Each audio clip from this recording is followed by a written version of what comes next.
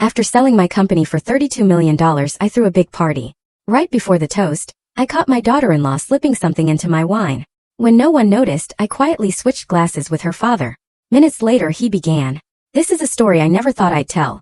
A day that started with pure triumph and ended with a betrayal so chilling. It changed everything I thought I knew about family. The day I finally became a multimillionaire, my own son's wife tried to kill me.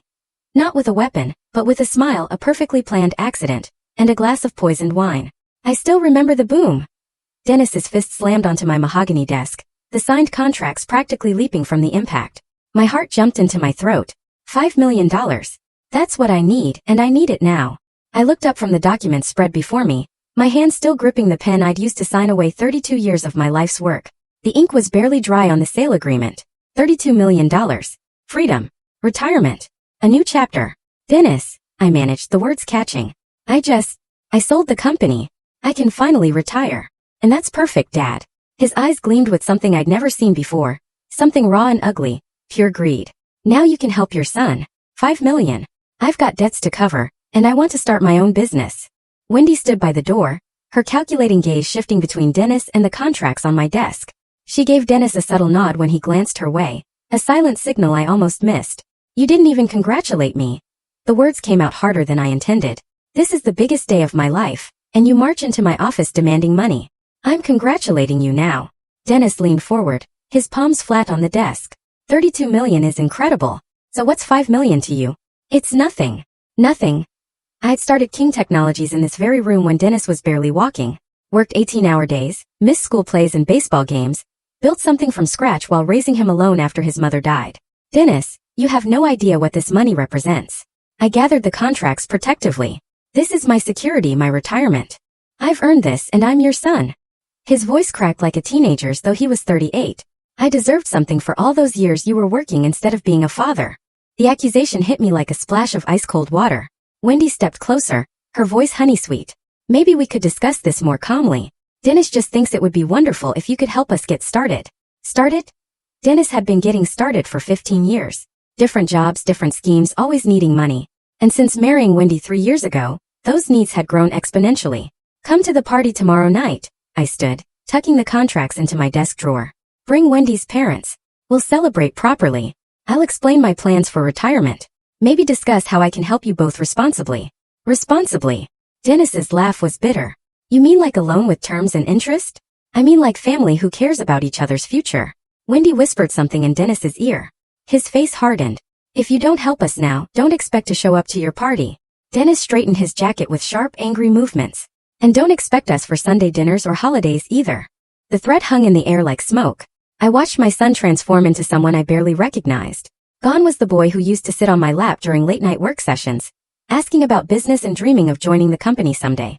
That would be your choice, not mine. I kept my voice steady. The party starts at 7. Your decision. Dennis turned toward the door then spun back. His fist slammed the desk again, harder this time.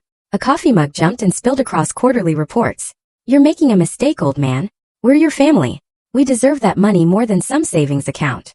Wendy placed her hand on his arm, but her eyes never left mine. Come on, honey. Let's give your father time to think about what really matters.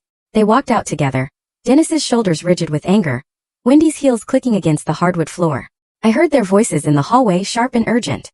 Wendy's words were too quiet to catch, but her tone was clear. Planning mode. The front door slammed hard enough to rattle the windows. Through my office blinds, I watched Dennis rev his BMW unnecessarily loud before peeling out of the driveway. Wendy sat in the passenger seat, her phone already pressed to her ear. I sank back into my chair, staring at the coffee stain spreading across financial projections I'd never need again. 30 years of building something meaningful, and my own son saw it as nothing more than a lottery ticket with his name on it. The contracts felt heavier when I pulled them out again. $32 million. More money than I'd ever dreamed of as a young father working in this cramped home office. Dennis sleeping upstairs in his racing car bed. Where had I gone wrong? When had my son learned to see family as leverage instead of love? The coffee stain had soaked through 3 layers of reports by the time I stopped staring at it. My hands trembled slightly as I moved the documents to dry ground. Outside, evening shadows stretched across the lawn where Dennis used to play catch with his grandfather. When did he become so entitled, so calculating?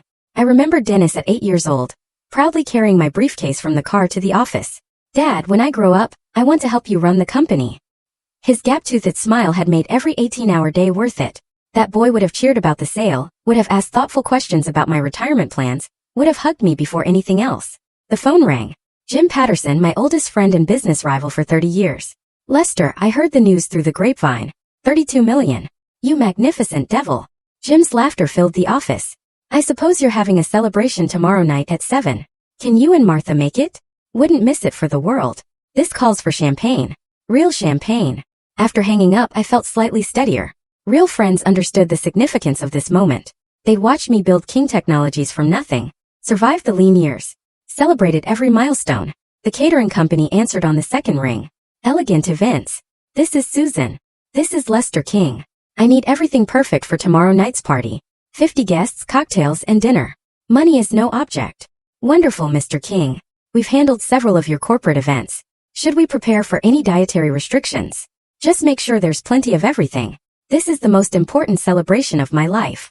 After confirming details with Susan, I called my attorney's office. The sale would take 30 days to finalize completely, but the contracts were ironclad. By Halloween, I'd be officially retired and wealthier than I'd ever imagined. The house felt different without Dennis's angry energy poisoning the air. Quieter, more like the home I'd loved for 25 years. I walked to the kitchen and opened a bottle of wine. Nothing fancy, just something to mark the moment properly. My phone buzzed. Dennis. I let it ring. 2 more calls followed in quick succession. Then a text. Dad, we need to talk. This is important. Important to whom? Everything had always been important to Dennis when money was involved. His credit card bills, his car payments, his investment schemes that never panned out. But my achievements, my dreams, those had never seemed urgent enough for his attention. The wine tasted better than expensive champagne. I'd earned every sip through decades of careful decisions and calculated risks. Dennis wanted to waltz in and claim a windfall he played no part in creating. Another text arrived. Wendy's parents want to meet you before the party. Can we come by around 6 o'clock tomorrow? I stared at the message for a long time. Homer and Mae Thompson, retired teacher and homemaker from Wisconsin. I'd met them twice, both times briefly. Pleasant people, if a bit overwhelmed by their daughter's ambitions. Did they know about Dennis's demand? Were they part of whatever strategy Wendy was orchestrating? My reflection stared back from the kitchen window, looking older than I felt. 65 years old, finally successful enough to enjoy life, and my only child saw me as an ATM machine. The wine bottle was half empty when I made my decision. Tomorrow's party would happen exactly as planned. Friends who genuinely cared about my success would celebrate with me. If Dennis chose to stay away, that would reveal everything I needed to know about his priorities. I turned off the kitchen lights and headed upstairs. In my bedroom, I pulled out the guest list I'd been working on all week. 28 confirmed attendees so far. People who'd supported King Technologies through good times and bad. People who understood what 30 years of dedication actually meant. Dennis's name wasn't on that list. I hadn't added it because I'd assumed family would come automatically. Maybe it was time to stop assuming anything about my son. The family photo felt heavier than it should have when I lifted it from the mantel. Dennis at age 10, gap-toothed grin stretching from ear to ear, standing beside me at the King Technologies ribbon-cutting ceremony for our first real office building. His small hand gripped my larger one with absolute trust, a quiet worship shining in his eyes. I settled into my leather armchair, studying that innocent face. When had admiration curdled into entitlement?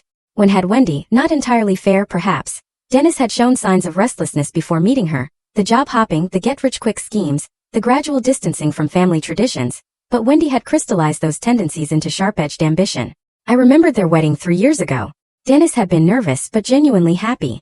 Wendy, stunning in white silk, had seemed perfect for him. Smart, articulate, ambitious. During the reception, she'd approached me with a champagne flute and a calculating smile.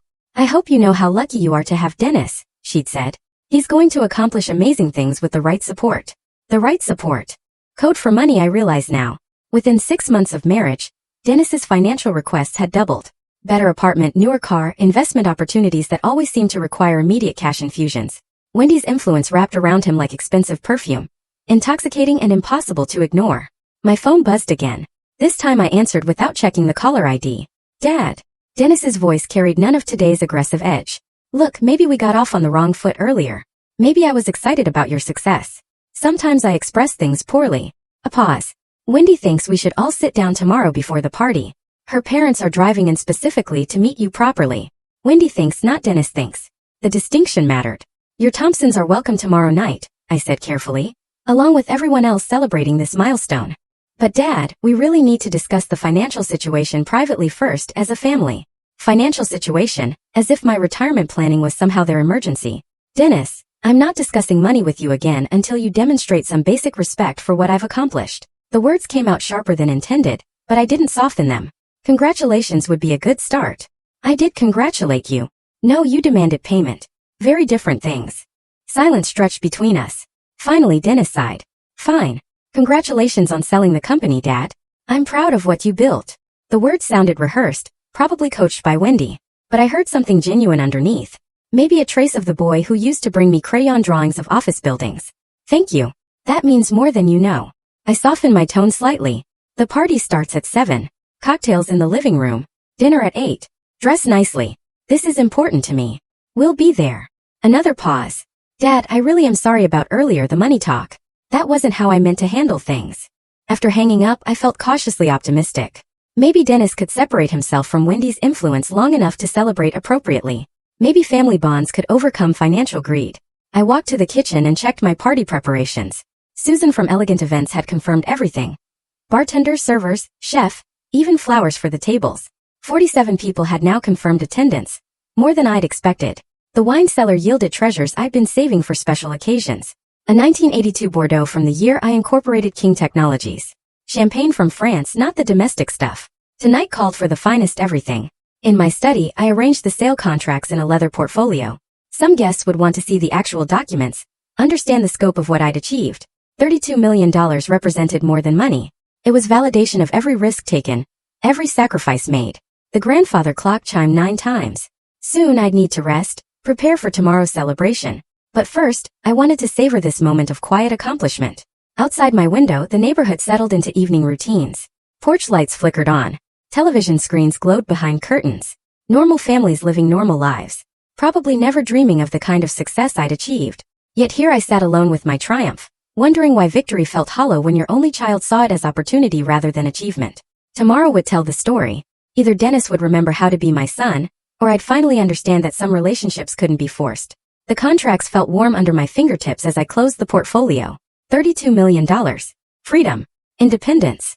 The power to choose who deserved my generosity and who had already revealed their true nature. For the first time all day, I smiled without reservation. The alarm jolted me awake at 8 sharp. Saturday morning sunlight streamed through bedroom curtains, promising perfect weather for tonight's celebration. My first thought wasn't about Dennis's apology call. It was about the 27 confirmed guests who deserved an unforgettable evening. Coffee brewing. I spread my handwritten checklist across the kitchen table. Flowers from Millfield Gardens. Wine selection from Romano's Fine Spirits. Fresh oysters and imported cheeses from Delqua Delicatessen. Everything had to be perfect. The morning air felt crisp against my face as I drove toward downtown. First stop Romano's, where Vincent himself greeted me at the door. Mr. King, I heard about your big sale. Congratulations. His genuine enthusiasm warmed me more than yesterday's family drama had chilled me. Vincent, I need your finest bottles for tonight's retirement celebration. I surveyed his premium section with new eyes. Money was no longer a constraint. It was a tool for creating joy. Price is truly no object. My friends supported me for 30 years. They deserve champagne that costs more than most cars. Vincent's eyebrows rose. 2 cases of Dom Perignon 1996. 4 bottles of Chateau Margaux 1995. Vincent loaded my trunk like he was handling crown jewels. $3,000 spent in 20 minutes, and I felt lighter with each purchase. Delacqua Delicatessen overwhelmed my senses. Aged Parmesan, fresh herbs, smoked salmon arranged like artwork. The owner, Marcel, personally selected each item, while recounting stories of famous celebrations he'd catered. Retirement after building an empire. Marcel kissed his fingers. This calls for our finest everything. Back home I found controlled chaos. Susan's catering team had transformed my terrace into something from a magazine spread. White linens draped tables that sparkled with crystal glasses. Soft lighting wound through garden trellises. The sound system played jazz at conversation volume. Mr. King, we need your approval on the appetizer arrangement. Sarah, Susan's assistant, gestured toward artistic displays of food that looked too beautiful to eat. I tasted everything. Crab cakes with subtle spice, chocolate-dipped strawberries that burst with sweetness. Each bite represented years of sacrifice, finally paying dividends of pure pleasure. Perfect. Absolutely perfect. My hands stayed busy arranging personal touches Susan's team couldn't provide.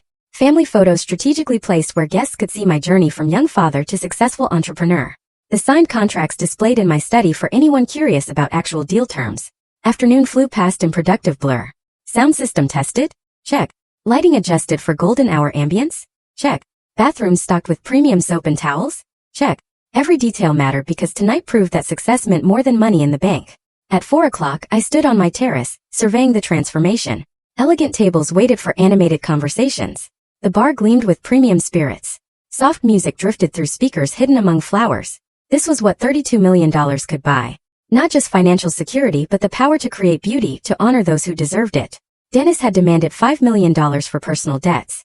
But this demonstrated how wealth should be used, with purpose, with gratitude, with joy shared among people who'd earned their place at the table through loyalty and genuine affection. I checked my watch. 3 hours until the first guests arrived. Time for a shower, fresh clothes, and final preparations for the evening that would mark my transition from entrepreneur to gentleman of leisure. The contracts sat in their leather portfolio, waiting to be shared with friends who would understand their significance. Not as lottery tickets demanding immediate payout, but as proof that dreams pursued with determination could indeed come true. The doorbell's first chime found me adjusting my tie in the hallway mirror. Deep breath. This was it. The celebration I dreamed about for years. Through the frosted glass I could see Jim and Martha Patterson waiting on the porch. Lester. Jim's bear hug nearly lifted me off my feet. You magnificent devil. I still can't believe you pulled off that sale. Martha's warm smile carried 30 years of friendship. The house looks absolutely stunning. You've outdone yourself. Leading them through my transformed home felt like showing off a masterpiece. The terrace drew gasps of appreciation. Candlelight dancing on crystal, flowers perfuming the evening air, jazz floating from hidden speakers. Vincent's finest champagne demands a proper toast later, I announced, gesturing toward the bar where Dom Perignon waited in silver buckets. Within minutes, more cars filled my driveway. Frank Morrison from the bank, still sharp at 72. Dr. Sarachan, who'd kept me healthy through countless stressful deals. My neighbors, the Costellas, who'd watched King Technologies grow from garage startup to acquisition target. $32 million. Frank whistled low. Remember when you couldn't qualify for a $50,000 line of credit? You've earned every penny, Sarah added, accepting champagne from the circulating server. Those 18-hour days finally paid dividends. Each arrival brought fresh waves of congratulations. Stories emerged, late nights when I called friends for advice, celebrations of smaller victories along the way, commiserations during lean years when success seemed impossible. The Richardsons from 3 houses down approached with genuine small-town pride. We always knew you'd make it big, Lester. You've been such an inspiration to our neighborhood. Our kids still talk about the computer camp you sponsored at their school, Mrs. Richardson added. You never forgot to give back. That comment stung pleasantly. I had given back, scholarships, community programs, quiet help for families facing hardship, real generosity based on genuine connection, not demanded handouts from entitled relatives. By 6:30, 28 guests circulated between terrace and garden. Conversations flowed like fine wine. Retirement plans, travel dreams, investment strategies. These people understood that wealth carried responsibility along with privilege. The sale timing was brilliant, observed Mike Torres, my former lawyer. Market conditions couldn't have been more favorable. Pure luck, I demurred, though we both knew better. 30 years of careful positioning, strategic partnerships, and calculated risks had created the opportunity luck could favor. Catering staff moved seamlessly through the crowd, ensuring glasses stayed full and appetizer plates constantly replenished. Every detail clicked into place exactly as planned. This was how success should be celebrated, with gratitude, dignity, and people who'd supported the journey. Standing near the garden fountain, watching animated faces glow in candlelight, I felt complete satisfaction. Real friends appreciated effort over entitlement. They celebrated achievement instead of demanding shares. They understood that respect was earned through character, not inherited through DNA. Martha Patterson approached with knowing eyes. You look happier than I've seen you in years, Lester. Retirement suits me already. I raised my glass toward the gathering, surrounded by people who mattered most. The evening's magic was building toward my planned toast. A moment to acknowledge everyone who'd contributed to this success. But first, I wanted to savor this perfect scene. Elegant setting, meaningful conversations, genuine affection filling the air like expensive perfume. Then headlights swept across my driveway. A familiar BMW pulled into the last parking space. My hand tightened around the champagne flute as Dennis emerged from the driver's side, followed by Wendy in an elegant black dress. From the back seat came 2 older figures, her parents, dressed respectfully for what they believed was a family celebration. Excuse me, I murmured to Martha, setting down my glass with careful control. Walking toward my front door, I caught fragments of party conversation floating behind me. Warm laughter, clinking glasses, the comfortable sounds of genuine celebration. Dennis stood on my porch with practiced humility. Wendy beside him, holding a small wrapped box. Dad.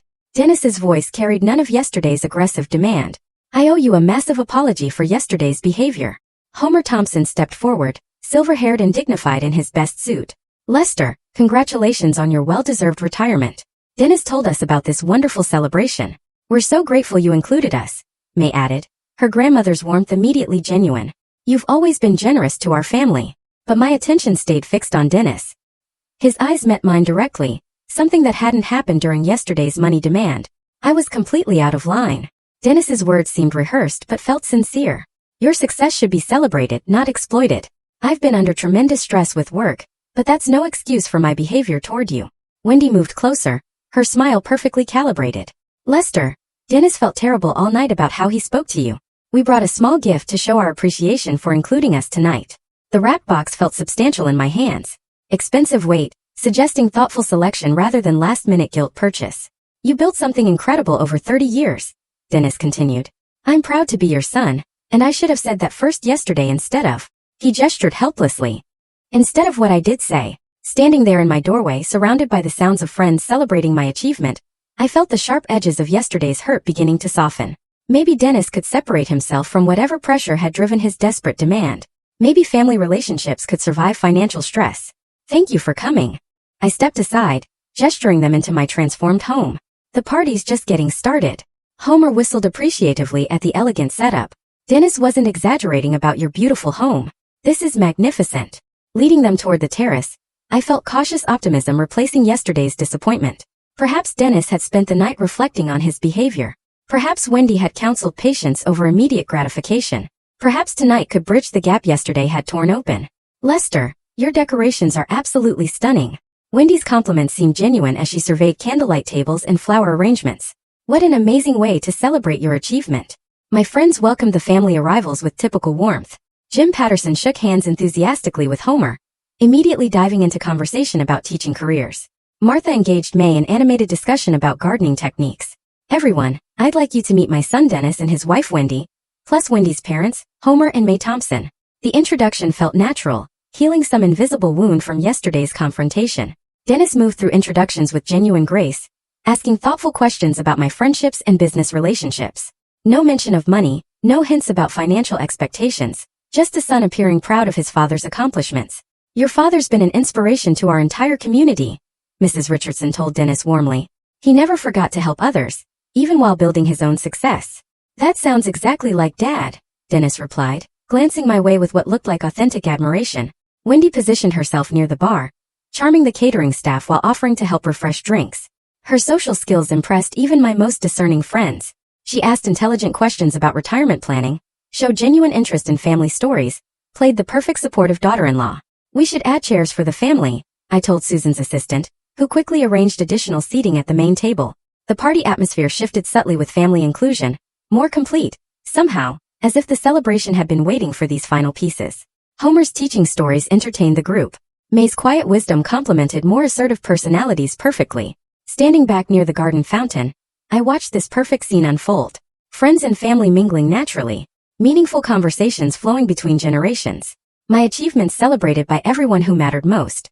This is exactly what I hoped for, I murmured to myself, watching Dennis laugh genuinely at one of Jim's business anecdotes. Maybe yesterday's conflict had been necessary, a clearing of air before true reconciliation. Maybe family bonds were stronger than momentary greed. Leading Dennis and his family toward the main seating area felt like completing a perfect picture. Homer immediately connected with Dr. Chan over shared stories about career transitions, while May charmed the Costellas with questions about their rose garden. Dad, you should tell everyone about that European river cruise you're planning. Dennis's enthusiasm seemed genuinely infectious, as he helped refresh drinks for nearby guests.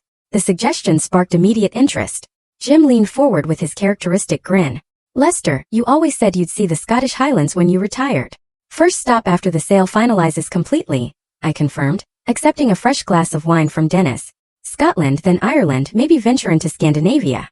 30 years of 12-hour days earned you every mile of that adventure, Sarah added warmly. Wendy moved gracefully between guest groups. Her social skills, impressive even to my most discerning friends. She asked intelligent questions about my business relationships, showed genuine interest in retirement planning discussions, played the perfect supportive daughter-in-law role. Sarah, Lester has told us so much about your friendship over the years, Wendy said, settling beside the doctor. Dennis and I feel so grateful to be part of this celebration tonight. Family celebrations are the best kind, Sarah replied. This is exactly how success should be honored, with people who matter most. Dennis caught my eye across the terrace and raised his glass slightly, a son's salute to his father's achievement. The gesture erased lingering shadows from yesterday's confrontation. Whatever stress had driven his desperate money demand seemed resolved through tonight's genuine reconciliation. I can't believe I almost missed celebrating this incredible accomplishment, Dennis told Jim during a conversation about business strategy. My father built this company from absolutely nothing. Pure determination and vision.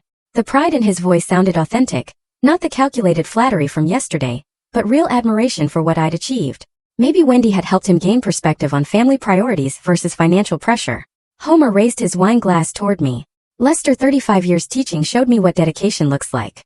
But building a company from scratch, that's remarkable resilience. The hardest part was believing it would work when everyone said technology consulting was too competitive. I reflected. Persistence pays dividends, but it takes decades to see results. May nodded thoughtfully. Wendy always said you were an inspiration, working so hard while raising Dennis alone after your wife passed. The comment touched something deep. These people understood sacrifice in ways Dennis had seemed to forget yesterday. Tonight felt like validation that my choices had been correct. Family and friends recognizing effort over entitlement. This terrace setup is absolutely stunning, Wendy complimented, her eyes scanning the elegant arrangement. You have such sophisticated taste. Everything looks magazine perfect.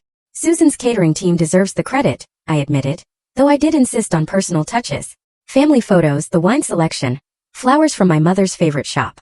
Details matter for occasions like this. Wendy agreed. Memories should be beautiful.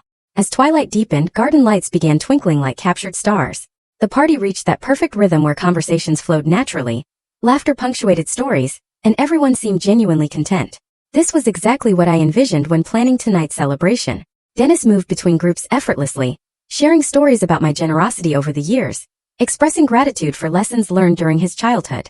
The son I remembered from happier times had returned, replacing yesterday's angry stranger. Your father sponsored computer camps for underprivileged kids every summer, Dennis told the Richardsons. I helped when I was old enough. He never publicized it. Just believed technology education could change lives. Such moments reminded me why family reconciliation mattered more than money. Dennis could have been part of this success story all along if he'd chosen patience over immediate gratification. My phone buzzed insistently against my chest. The caller ID showed my attorney's office number, probably final details about Monday's closing procedures. Excuse me, everyone, I announced, glancing around the perfect party scene. I need to take this call about some closing details. Please continue enjoying yourselves. Walking through the French doors into my living room, I pressed the phone to my ear while positioning myself by the large window overlooking the terrace. The caller was Harold Peterson, my closing attorney, with last-minute documentation questions. Lester, sorry to interrupt your celebration, but the buyer's bank needs confirmation on the wire transfer timing. Of course, Harold, Monday morning works perfectly for the final transfer. Through the window, I could see my guests continuing their animated conversations. The party flowing beautifully without me. The documentation has been filed with the state, and the transition team starts Tuesday. Very smooth process overall. Dennis was engaging Jim and Frank in what looked like serious business discussion. His hands gesturing enthusiastically. Even from this distance, I could see the respect on their faces as he spoke about the company's future. I appreciate you handling these final details personally, Harold. This sale means everything to my retirement plans. Wendy moved casually toward the drink refreshment area, appearing to help maintain the hosting duties I temporarily abandoned. Such thoughtfulness. She was proving herself the ideal daughter-in-law I'd hoped Dennis would find. The buyer is impressed with your operational documentation. They're confident about the transition. Something caught my peripheral vision. Wendy had paused beside the drink table, her back to most of the guests, her hand moved to her pocket, retrieving something small. That's excellent news, Harold. My words died as I watched Wendy's movements more closely. She palmed something tiny, a small packet or envelope, while glancing around to ensure no one was watching her. Then with practiced smoothness, she moved her hand over my wine glass. My breath stopped. A fine powder fell from the packet into my drink. Quick, deliberate, unmistakable. Lester, are you still there? Yes, I'm here. My voice sounded distant even to myself. Wendy was stirring my wine glass with a cocktail stirrer, dispersing whatever she'd added. Should we schedule a final call before the wire transfer Monday? Wendy pocketed the empty packet and stirrer, then moved away from the table with the same casual grace she'd approached. No one else had noticed. The guests remained absorbed in their conversations, completely unaware that someone had just poisoned my drink. Harold, I'm sorry, but something urgent has come up here. My hand trembled slightly holding the phone. Can we finalize everything first thing Monday morning? Of course. Enjoy your celebration, Lester. You've earned it. Through the window, I watched Wendy rejoin the main conversation group. Her smile bright and natural. She positioned herself where she could observe the drink table while appearing engaged with other guests. My mind raced through the implications, the reconciliation, the apologies, the perfect daughter-in-law performance, all calculated manipulation leading to this moment. They weren't here to celebrate my success. They were here to ensure I didn't live to enjoy it. Dennis seemed genuinely unaware, still engaged in animated conversation with Jim. His reformation appeared authentic, which meant Wendy was operating without his knowledge. She'd used his legitimate guilt over yesterday's confrontation as cover for her own deadly plan. The wine glass sat innocently on the table, indistinguishable from any other drink at the party. But I knew what it contained now. One sip would be enough. Whatever poison she'd used was likely fast-acting and designed to mimic a heart attack or stroke. A wealthy 65-year-old man celebrating with alcohol. Who would question a sudden medical emergency? But she'd made one critical mistake. She hadn't realized I was watching.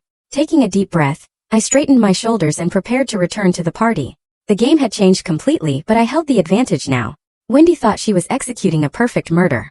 Instead, she just revealed herself as the enemy I needed to defeat. Time to turn the tables on my would-be killer. Stepping back onto the terrace, I maintained the same warm smile I'd worn all evening, though my heart hammered against my ribs. Wendy glanced up as I rejoined the group, her eyes immediately tracking toward the drink table where my poisoned wine waited. "Everything settled with the closing details?" she asked with perfect innocence. "Just some final paperwork formalities," I replied, moving naturally toward my usual position. "Nothing that can't wait until Monday morning." The poison was invisible, odorless, probably tasteless. Professional grade meant to simulate natural causes, but Wendy had underestimated her target. I'd survived 30 years in competitive business by staying 3 moves ahead of people trying to destroy me. "Lester, shouldn't we have a proper toast to your retirement?" Wendy's suggestion carried subtle urgency. "Everyone's been waiting to officially celebrate your success." Jim nodded enthusiastically. "Absolutely. This moment deserves champagne and speeches. This seems like the perfect moment with family and friends together," Wendy continued, building momentum. "Your wine glass is right there, ready for the toast." She was pushing toward the poisoning execution with calculated pressure disguised as party enthusiasm. Every word designed to get that glass to my lips quickly. "Excellent idea," I agreed readily. "But first, Dennis and Wendy, could you help me with something in the kitchen? I want to get that special bottle of Dom Perignon we discussed. The 1996 vintage and the good crystal champagne flutes for the proper ceremony." Dennis straightened with obvious pleasure at being included in the preparation. "Of course, Dad. You know where everything's stored better than we do. This will make the toast even more special," I added, making the request sound important and host-like family involvement in the celebration setup. As they headed inside together, I turned to Homer with practiced casualness. "Homer, how are you adjusting to retirement from teaching? 35 years in education. That's remarkable dedication." Homer's eyes lit with the enthusiasm educators always showed discussing their careers. "Well, the transition has been fascinating. After 3 decades of September schedules, I'm still adjusting to flexible time." While he spoke, gesturing expressively about retirement challenges, I moved closer to the drink table. Homer's wine glass sat 18 inches from mine. Similar shape, identical red wine. Close enough positioning for a quick exchange. "Have you and May thought about traveling?" I continued, keeping him engaged while scanning guest positions. Jim was deep in conversation with Frank about market trends. Sarah and May discussed garden planning. The other guests were naturally absorbed in their own discussions. No one was watching the drink table. "Oh yes, we've been planning a trip to visit national parks," Homer continued enthusiastically. "Yellowstone first, then maybe the Grand Canyon." In one smooth motion I switched the glasses. Homer's untainted wine moved to my usual position. My poison glass shifted to his spot. The exchange took 3 seconds and looked like natural table rearrangement during conversation. "That sounds wonderful. The Western parks are spectacular this time of year," I replied, stepping slightly away from the table as Homer continued his story about retirement planning. My pulse gradually steadied as the immediate danger passed. Wendy's poison now waited in Homer's glass instead of mine. The sweet irony of using her own father-in-law as an unknowing shield felt perfectly appropriate. Dennis and Wendy emerged from the kitchen carrying the Dom Perignon and crystal flutes, their faces bright with anticipation of the coming celebration. "Everything's ready for the proper toast," Dennis announced, setting the champagne bottle on the table with ceremony. Wendy's gaze immediately moved to the drink table, confirming that my wine glass remained in position. Her satisfied smile revealed complete confidence in her plan's success. "Perfect timing," I declared, moving toward my switched glass while watching Wendy's expectant face. "Let's make this toast memorable." She positioned herself to observe my drinking, eager to witness the poison's effects. Her father sat beside his deadly glass, completely unaware that his daughter had just tried to murder his host, using him as an unwitting accomplice.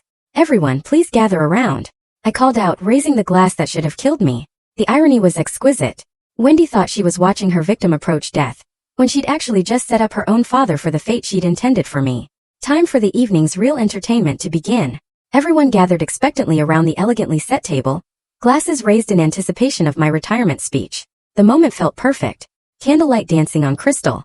Friends and family united in celebration. The soft evening air carrying the promise of new beginnings.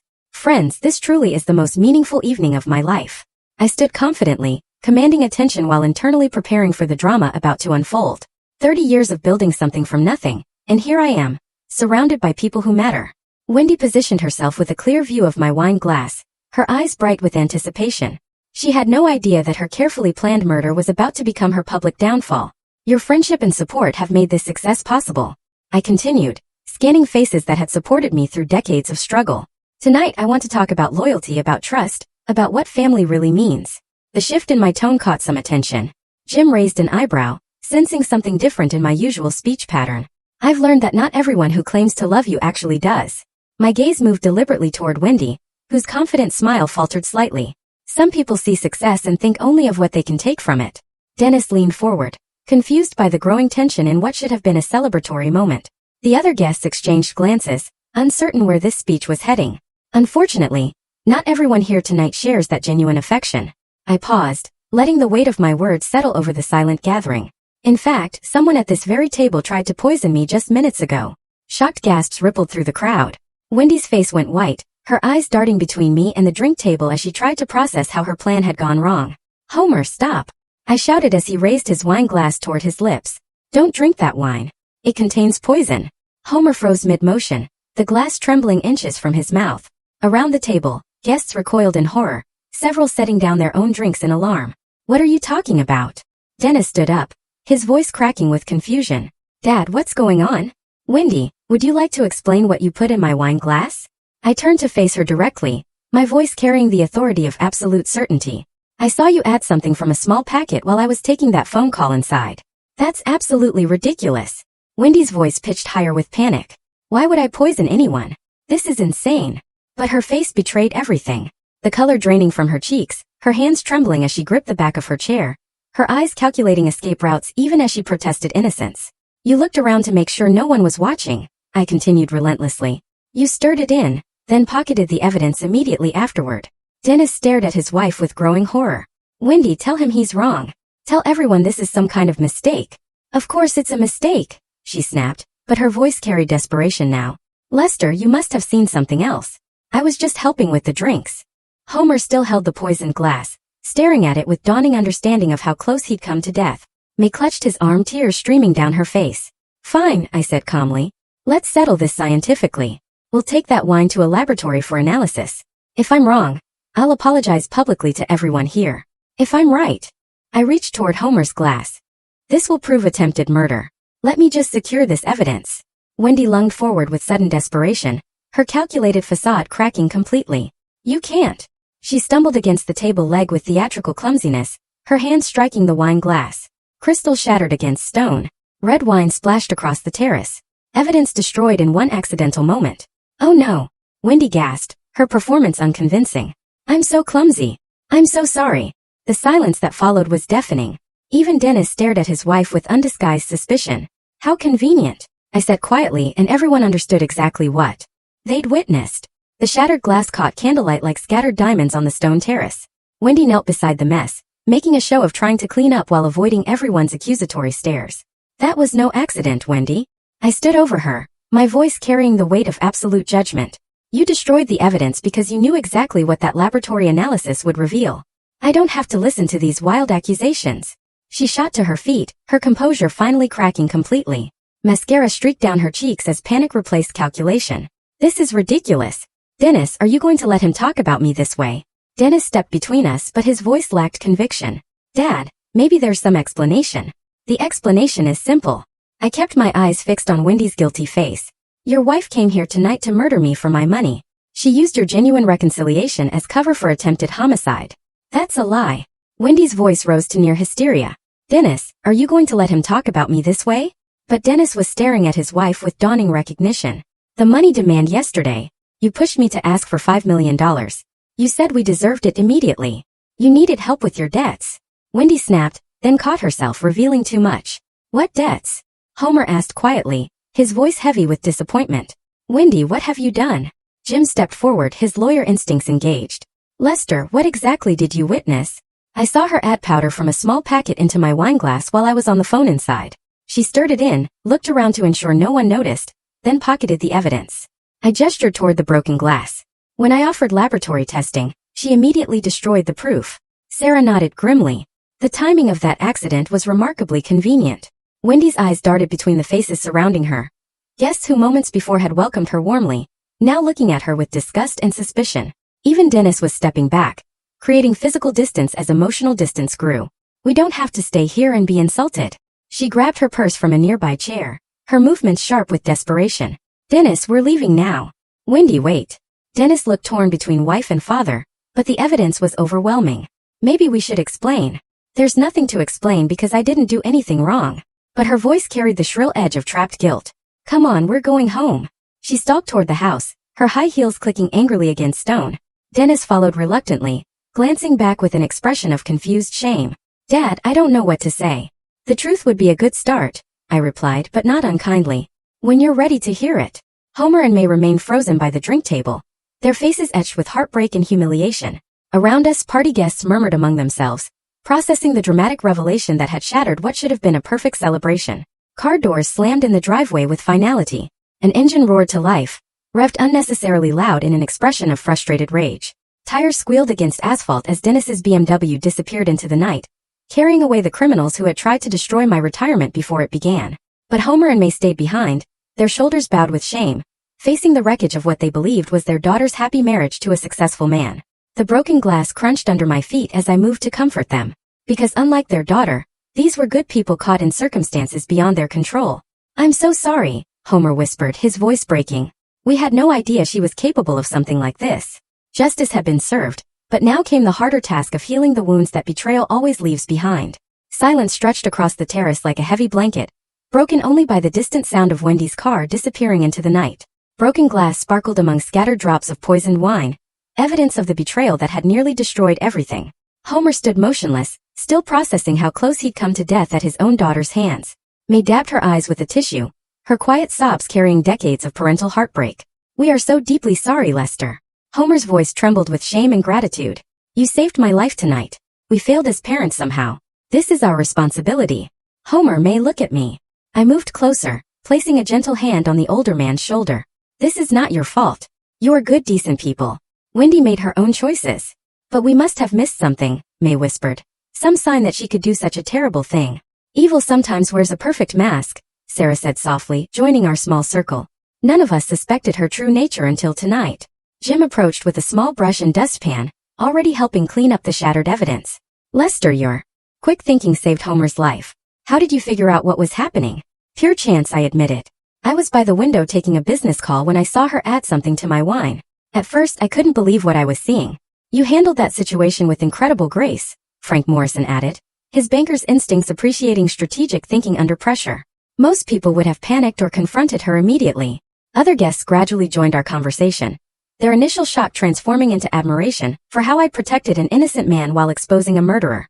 The catering staff quietly replaced broken items and brought fresh glasses, helping restore order to chaos. I keep thinking about how she encouraged that toast, Martha Patterson observed with a shudder. She was eager to watch you drink poison. But she underestimated Lester's intelligence, Dr. Chun replied. And now Homer and May are safe. That's what matters most. Homer raised his new glass toward me, his hand steadier now. To a man who proved that good can triumph over evil, even within families. To Lester. The group echoed, their voices carrying genuine warmth and respect. But I raised my own glass toward Homer and May instead. To people who show grace under impossible circumstances. Homer and May, you are welcome in my life always. May's tears shifted from sadness to gratitude. We don't deserve your kindness after what our daughter tried to do.